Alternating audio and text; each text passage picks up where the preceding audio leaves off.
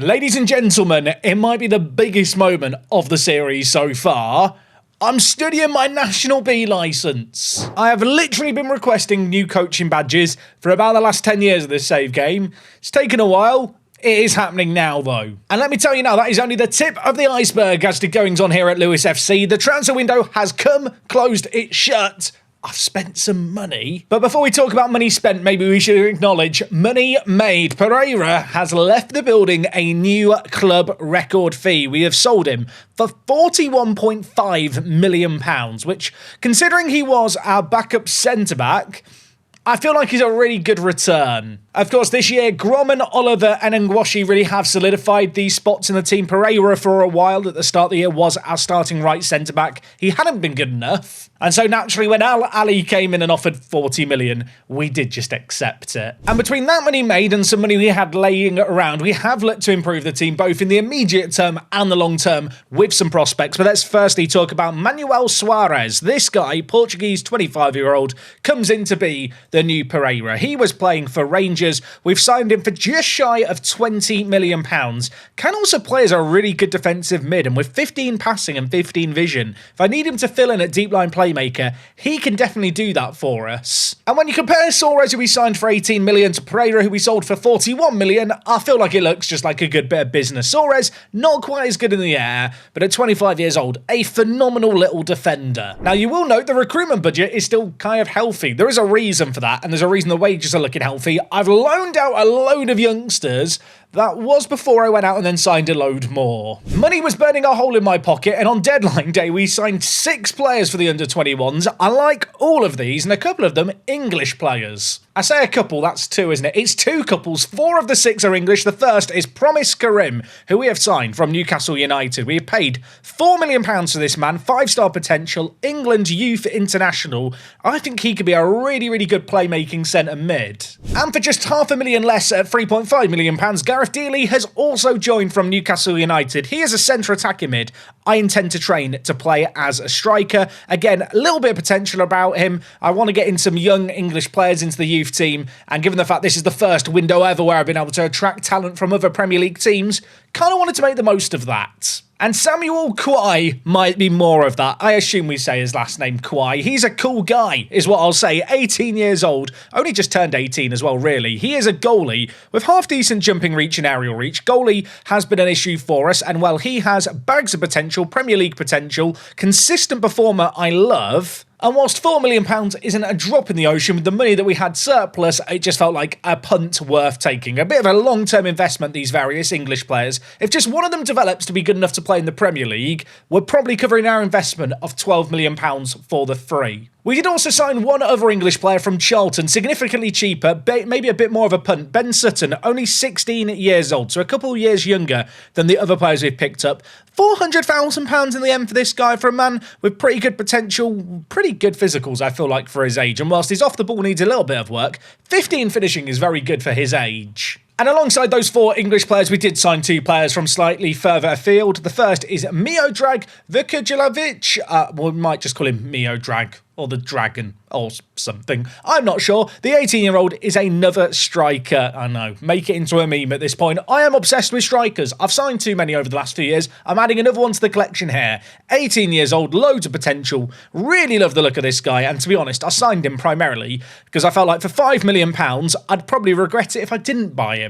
I feel like he is a good bargain. This next player might be an even better bargain. Oscar Rodriguez, recommended by my scouts, a Panama international. He is 18. We've signed him for £60,000. He's joined the club immediately, and his value has rocketed up to £7 million. In terms of potential, Premier League potential, consistent performer, great determination, already a League 2 quality player. I really like this guy. I guess the only issue is he's a winger. Don't play with wingers. We've loaned him immediately to Tranmere. Now, I will say in January, I loaned out a load of players. It's a bit of a shame that this screen here, the transfers out, you can only show 6 at a time because there's a lot more than 6 players I need to show. I think actually the best way to approach this is just going to be to show the under-21s and then show the players who are out on loan, including Zidane Zidi. Last year, he had the first half of the season at the club and went on loan to Sheffield United. This year, we played him a lot more in the first team in the first half of the season, but 1 goal in 15 was a bit of an issue. He's gone on loan to Championship Sunderland, who are pushing for promotion. Scored on his debut, hasn't had a load of starts in the Championship just yet, but I need him to get some regular football. And we weren't relying on him too much in the first team, and with all the new strikers we've got coming in, I just felt like a loan out was sensible. I think Zidane is a player I'm loaning out, hoping that will mean that when he comes back, he's ready for first team football. A lot of these players I've loaned out, though, I'm really loaning out, hoping it's going to drum up some interest for a permanent deal. Carlos Lenis, the Colombian who we signed at the start of last year to be a backup right attacking mid,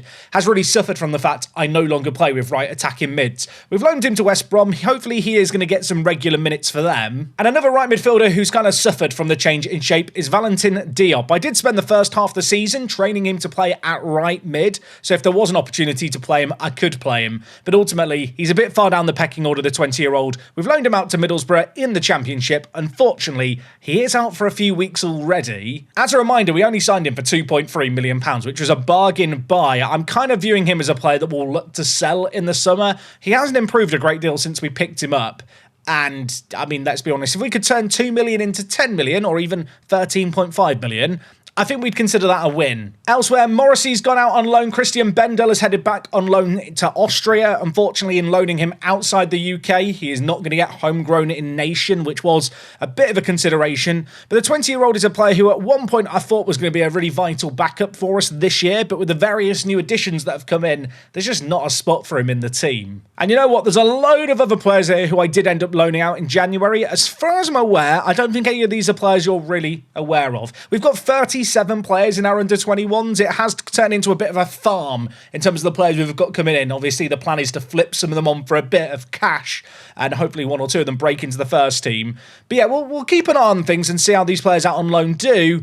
But ultimately, with the exception of probably Zidane, I think really we're looking to sell these guys come the summer. Now, we'll say the nice thing about loaning out all these players is it has eased the wage burden just a little bit. We are still spending over £1 million a week on wages, which sounds absolutely insane. And in fact, when I started this YouTube channel 12 years ago, if you were spending £1 million a week on your wages, you were one of the big spenders in the Premier League. But the reality, of course, is in modern football, it's not actually that significant amount. In fact, we are the second lowest spending team by quite a margin. Swansea weren't near us for a while, but they got a tycoon takeover earlier on this year and they went mad in the January transfer window. So I guess try and stay up. So yeah, keep an eye on Swansea. They made some very big bids for my players on deadline day that I didn't appreciate. I turned them all down.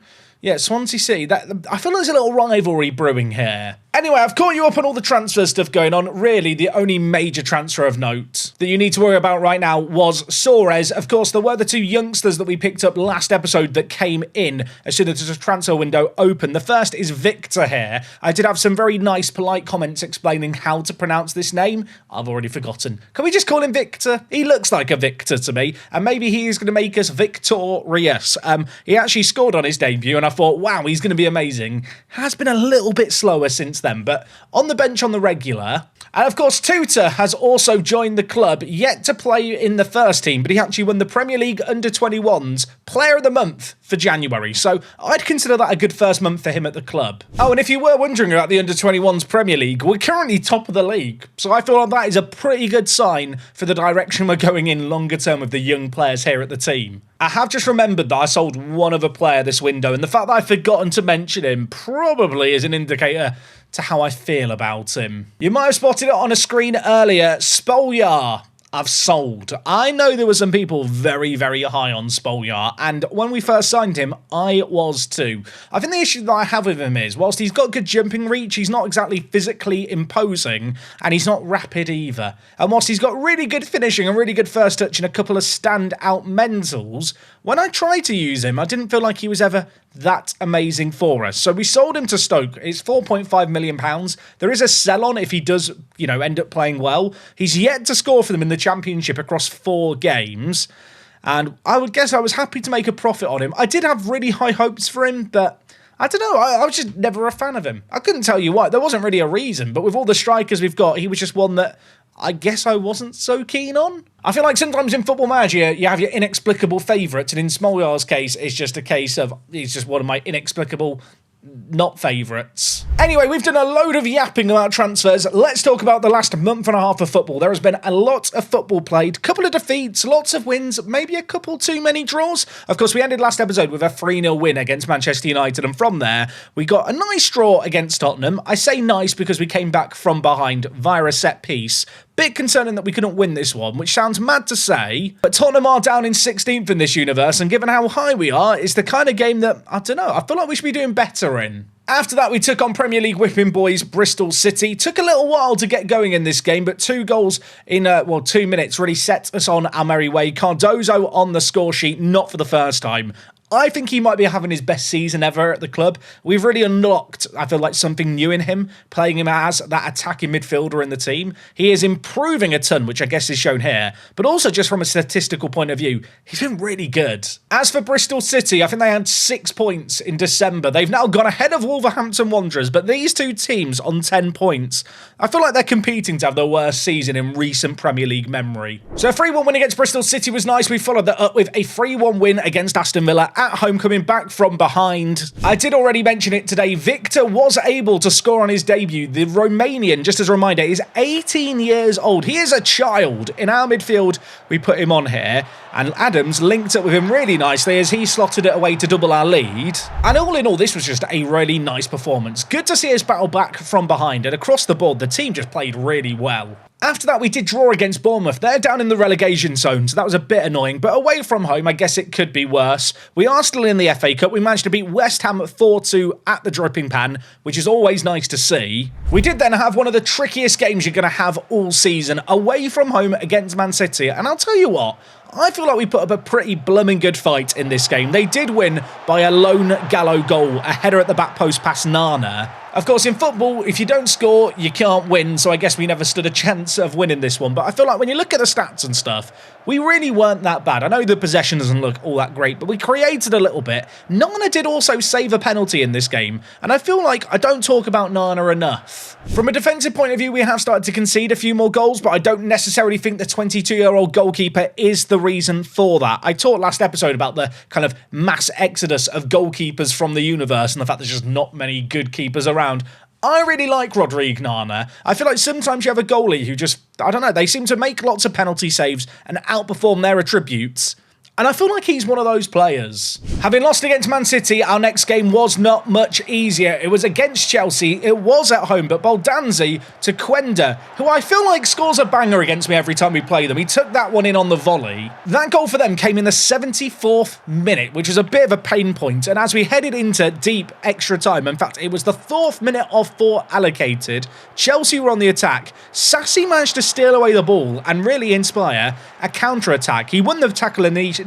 Cardozo passed it to Victor. Sassy then went on a Sassy-esque run. We needed a man in the middle, and I'll tell you what, there was a man in the middle. Cacao was there. Last kick of the game, 1-1, absolute scenes. Their XG in this one was 0.32, ours was 1.64. We played really, really well. After that, we did manage to beat Leicester 2-0, not overly convincing, but you know what? We got the job done. We kept a clean sheet. Sadly, against Newcastle, we did succumb to a defeat. We didn't really ever look in, well, a chance to win this one. They scored within 4 minutes. We really struggled in this game. And most recently, a draw against West Ham was just a bit meh. Obviously, we'd beaten them in the FA Cup just a month earlier, but we just didn't really show up in this one. All that said, when I left things last time, I think we were in 3rd place. We are now down in 5th, so we have dropped a little bit, given the quality of our squad and where our aspirations are at. The fact that we're even in the European picture this season, I think, is a massive, massive success.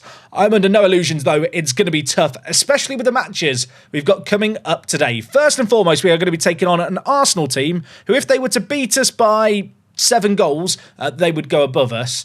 We should still be ahead of them after that game. And the second game that we are going to do today is away against Everton. They're down in 14th. That is a game that we should be winning, but obviously having not won in our last 2, and with Arsenal at first, this game could be very important. I will say the first team feels very, very empty now with just the various players that we've loaned out. There was a lot of players who were kind of outside of the bench that never really got minutes.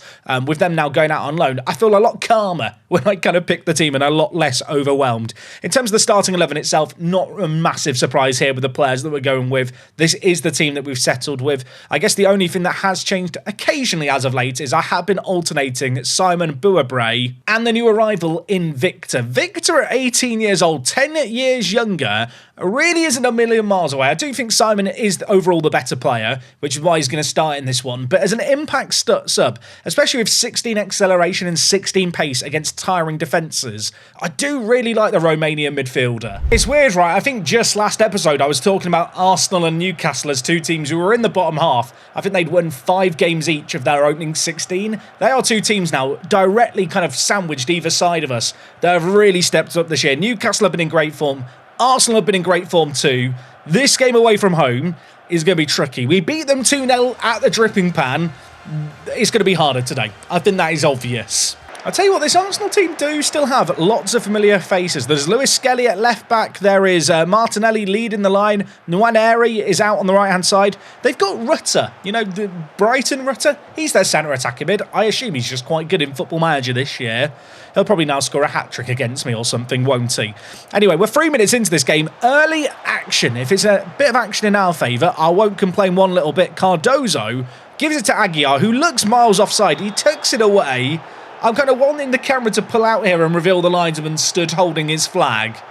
I think this is miles offside, but the right back might be making this close. Is it going to count? No. We did really get Arsenal's defence all out of shape here, but yeah, I tell you what, it wasn't even close. I thought the right back was further back than he was. He was a good 2 or 3 yards offside. You know what, though? I'm going to immediately shout some encouragement. We've had a goal ruled out for offside. That is a positive sign. I think. We'll see. I mean, look, it means absolutely nothing, but maybe it means something. Maybe it means that Arsenal's defence can be broken, as Götze for them is going to cut in from the left-hand side and give it to Declan Rice. Still running this Arsenal midfield, kind of a decade into the save game. Lewis Skelly, Valverde, Alcani, up for them, shoots, Nana turns it wide. It's weird, I vaguely remember Alcani, their right back, as a player that I looked to get back in on loan when we had an affiliation with Arsenal once upon a time, and he'd always turn me down. So in a weird way, I feel like I've got a bit of beef with their right back who tucks inside when they have the ball. Anyway, I might have beef with him, he might have beef with us as well. He looked like he had a bit of a point to prove on that initial attack, and well, having had one attack, Arsenal are on the attack again, and Mika Götze has scored a, well, I don't even know what to describe as. It's a sensational goal. Oh, I'm glad that Football Manager's picked a sexy camera angle for this. There's nothing more satisfying than getting to watch a shot from range from kind of this kind of angle. He wraps his foot around it, and it's just a bloody good goal, isn't it? I already know what's happening. Someone is going down in the comments writing a hate comment about Nana. Don't do it. You don't need to do it. Nana is great. Leave him alone. I have noticed that out of possession, they're not playing with anyone occupying that centre attacking mid-spot. I think we can really get Ryu involved in the build-up play here. So for the goalie distribution, I'm actually going to attempt to distribute it to the playmaker. Obviously, that always runs the risk of having to initially bypass their front two. But if we can get it to Ryu, I think he's going to have a bit of time and space on the ball. Anyway, it's only halfway through the first half. They've only had, what, a couple of highlights in their favour. We're doing fine. We're not getting dominated just yet. Of course, having gone 1 goal down, this is the kind of match now that could quickly get out of hand, but that hasn't happened often this year. I say, as Rutter brings it forward and shoots. I think he thinks he's a rugby player. That was a poor effort. 10 minutes left of this first half. I'm not loving what I'm seeing here. We're not having a great deal of possession, which makes you think kind of the shorter passing approach probably isn't the play. In recent game weeks, I've actually changed our tactic to no longer pass into space, because of the possession issues it was causing us. But even with that instruction turned off today, we're in trouble. I mentioned Rutter earlier. He scored that header from a corner. We have lots of big, meaty players, but I do feel like at times set pieces have been a kryptonite for us. Nana makes a great initial save, but he just parries it straight back down to Rutter. No one on the post to bail out the keeper, and Arsenal do double their lead.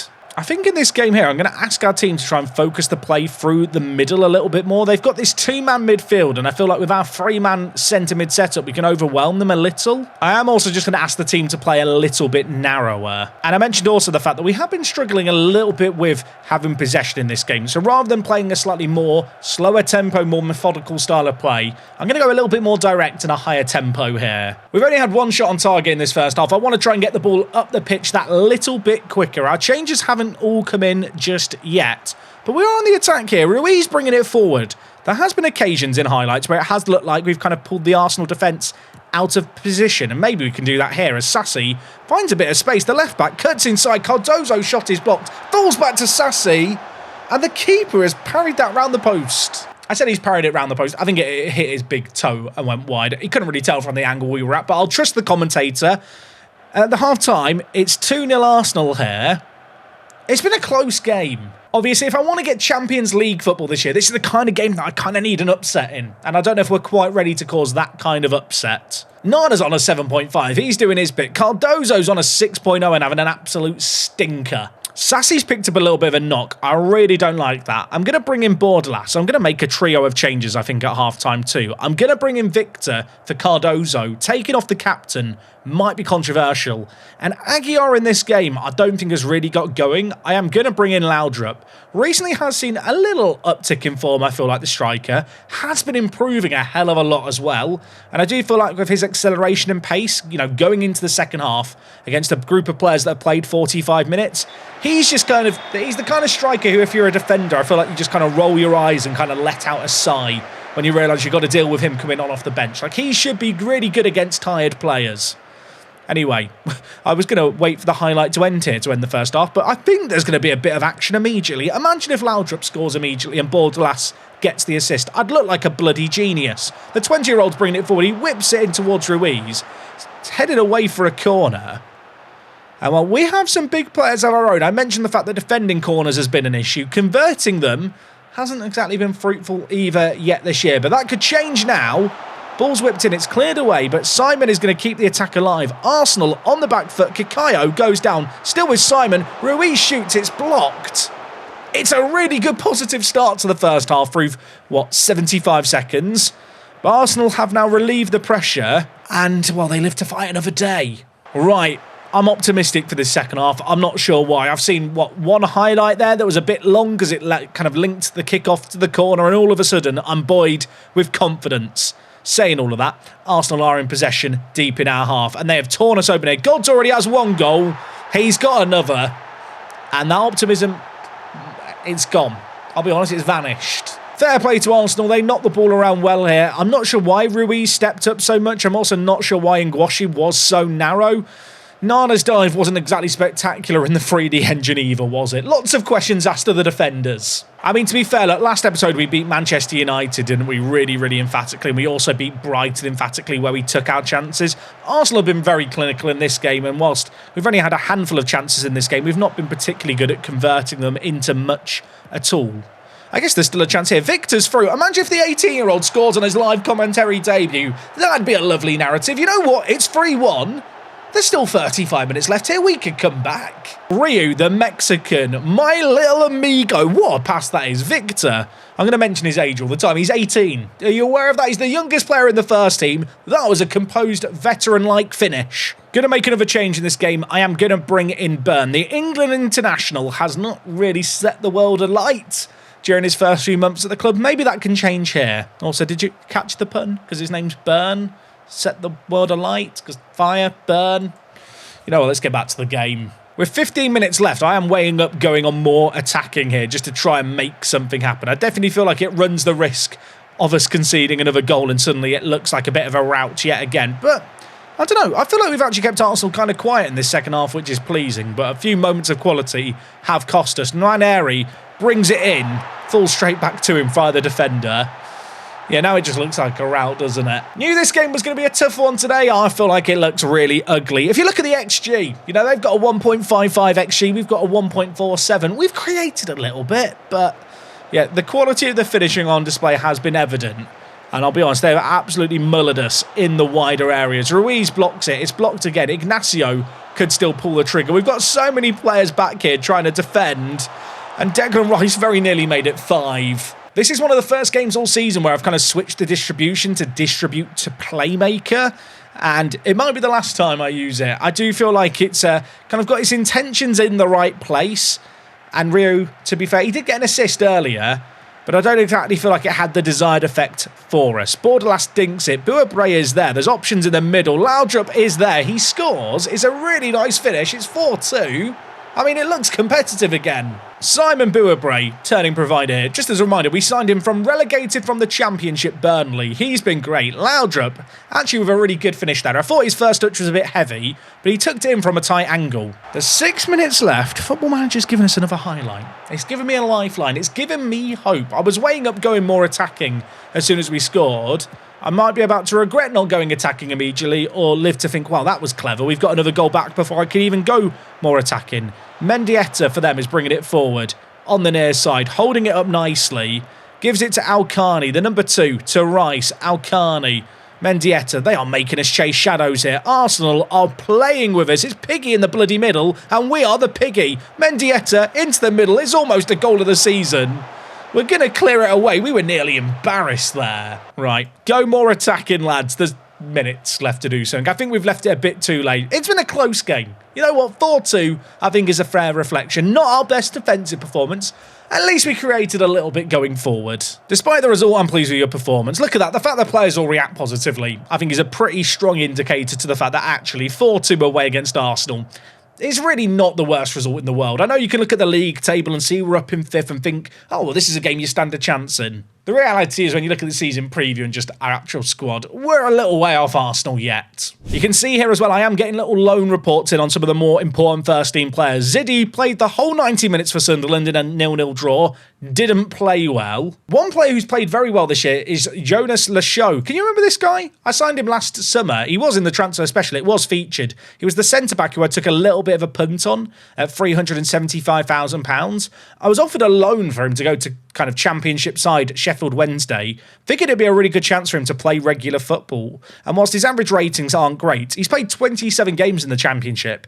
And at 19 years old, he's actually improved a hell of a lot. I really like the look of him. I think he is going to be like less than £500,000 well spent. Anyway, we are in that horrible part of the year where there's far too many games in quick succession. Our next game against Everton is just 4 days away. Yeah, that's right. Not a lot of time to rest. Another away day.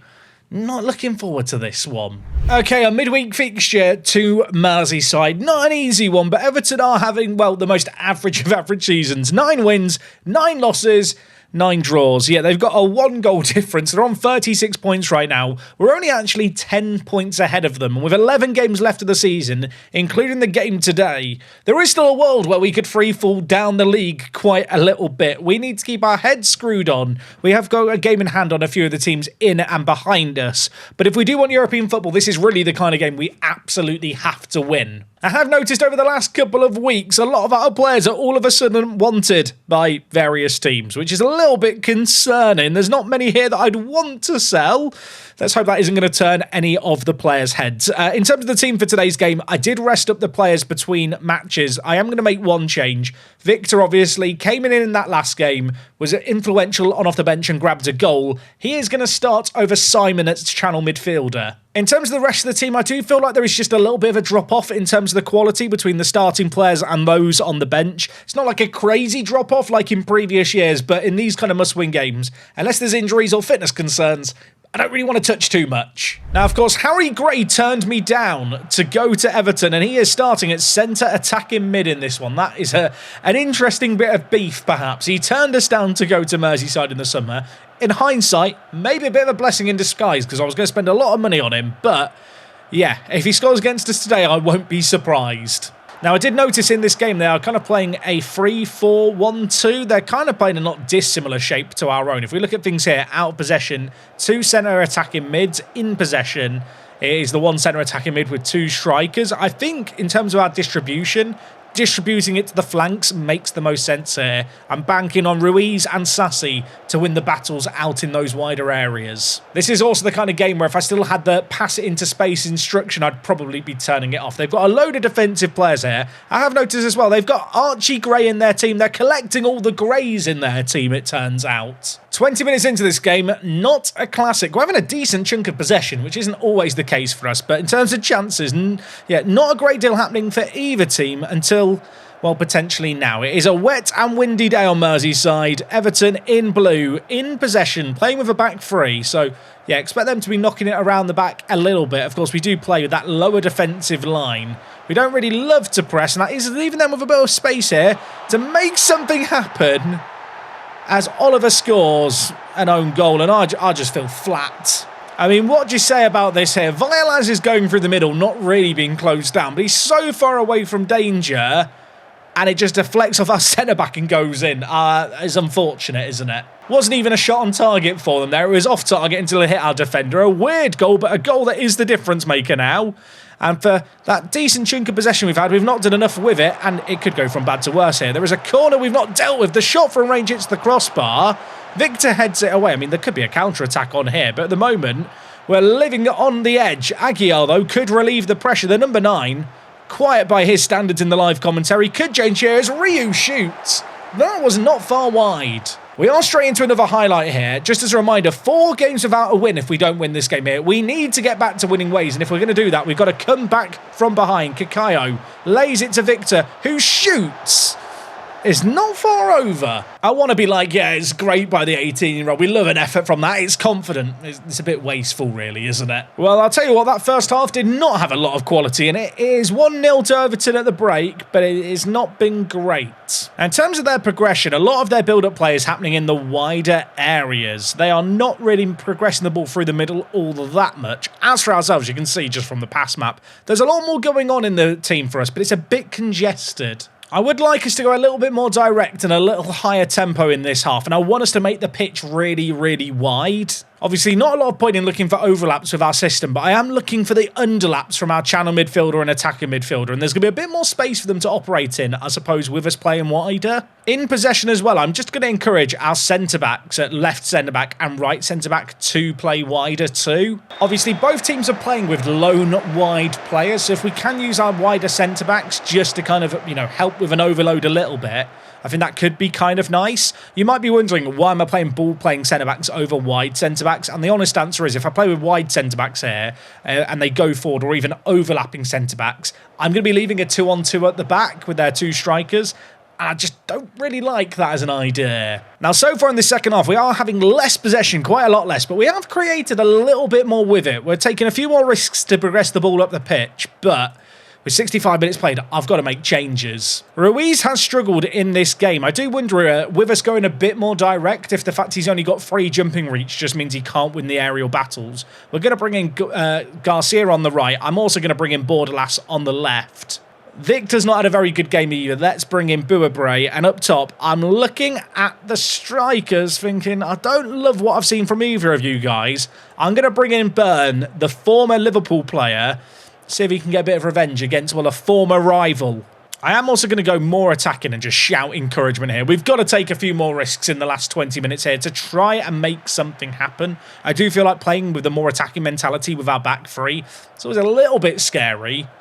But obviously, having gone a goal down, the emphasis and impetus is now on us to try and make something happen. And while make something happen, perhaps we are going to see Oliver progressing forward here, the centre-back, with a bit of confidence, gives it to Byrne, has Aguiar ahead of him, who is offside. It's a lovely run. It's a lovely finish. For the second time today, though, I know he's offside. This is not going to count. I'm waiting for the offside pop-up.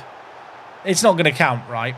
It's just not. I could tell he was so far off. The annoying thing is here with Aguiar, he is so quick, he doesn't need to go early. And the other annoying thing is, it's actually a really good finish at the end of it. If he's onside, he probably misses that. It's always weird, right? An offside goal, it doesn't show up in the stats as a chance that you've had. It doesn't show in the XG column, but it does give you that reason to believe that you are capable of breaking down the opposition. And well, having had that one chance, we have confidence flowing as Simon brings it forward here. Little isolated the channel midfielder, holding up nicely, cutting inside, His shot was blocked. Garcia had a second shot. It would have gone in if not for the defender. All of a sudden, it's highlight after highlight after highlight. We are going for Everton here, and we're looking good. Gromman stepping into that wider area to try and provide that overload I mentioned earlier, with that kind of stay wider instruction. Bordalas down the line, lays it inside to Aguiar. Simon, what a touch, what a finish, what a goal. It's 1-1, the channel midfielder on off the bench with a stupendous effort. Could see there the instructions that we changed in full display, just that wider width that gives us a few more channels to operate in, and Simon finds one. And although Aguiar will be given the assist, that was all on the centre mid. He's created that on his own. Now, don't get me wrong, a draw would be good here. I'm going to shout praise at the players, hopefully get a good response out of them. I want the win. I want to stay on the front foot for the last 5 minutes, because I think we've got them on the ropes. And Gwashi bringing it wide and giving it to Bordalas. The rain continuing to lash down here. Bordalas has looked really lively out on the left-hand side since we brought him in. Ryu, with loads of green grass to run into, gives it to Cardozo. Burn it in behind. Go to Garcia or go on your own. Ryu shoots. Oh my word, what a goal. I did not think that Byrne was going to make the right decision there. I thought he should just have given it to the right back who was free. But he has the ball at his feet. He cuts back on himself. And Ryu, who really launched that attack by carrying the ball forward, just arrives at the 25. How about this for a finish? On his instep, in off the post. Now, last episode, we scored late, didn't we? And then I didn't go defensive. I'm going to learn from my mistakes here. I'm actually going to go to the system where we play with fullbacks instead of the wingers when we don't have the ball and in possession. Bordalas and Garcia just play as regular wingbacks. Don't overcommit forward. Aguiar out of possession, tracking centre forward. You know what? Same for Byrne. Let's not kind of rush things here when we don't have the ball. Let's be sensible. Lower tempo, shorter passing. And let's just hope we can see out this game. I feel a bit dirty kind of going back to the back five that we ran last season. But in a game like this, I feel like we really deserve the lead. We just need to make sure we get it done. Really feel like the tinkering that we did in this game made a massive difference. It was a really 50-50 game. At half-time, though, we mixed things up. And we really earned that lead. I don't know, this game here has the feeling of one of those games where at the end of the year you're going, you know what, that was a bit of a turning point. If we hadn't won here, or even if we'd only drawn here, our position in the league would not look as good as it does. We do move back ahead of Chelsea. Granted, they have got 2 games in hand on us. And as for the likes of Fulham and Arsenal, they have also got a game in hand on us. If they win, they would also go ahead of us. I'm not entirely convinced we're in the Champions League fight, if I'm being honest. I think once teams have their games in hand, we're going to drop a little, but we're definitely in the European picture. I was able in January as well to update our board expectation to a mid-table finish. Obviously, we are really on course for that. I would love to get some form of European football. Be that via the league or maybe via the FA Cup. We are into the next round, by the way, of this. We've got QPR at home. I feel like that's the kind of game we should be winning against championship opposition. Anyway, hopefully by the time we are back next time, we will have had our youth intake. The winger situation looks promising. We've not had a good intake in so long. Maybe this is the year that all the investment that we've put into the facilities and continue to put into the facilities is actually going to be worth it. And in fact, on the facilities, we're actually improving both the training and youth facilities right now. That is work that we finished in 4 months. So yeah, we won't reap the benefit of that until the summer. Anyway, folks, that is all from me today. Really happy to get that sale of Pereira done. And to be honest, I don't feel like we're missing him yet. Hopefully we're not going to miss him in the remaining 11 games of the season. In terms of when we're going to be back next time, we are going to see how the league starts to shake up. Obviously, we're heading into that crunch point of the season. I really want European football this year. If you have enjoyed today's video, go down below, show it some love. We will be back next time, so come back tomorrow, usual time and place for your daily dose of Park to Prem. It is me, Jack, and I'll talk to you guys in a bit. I'm out.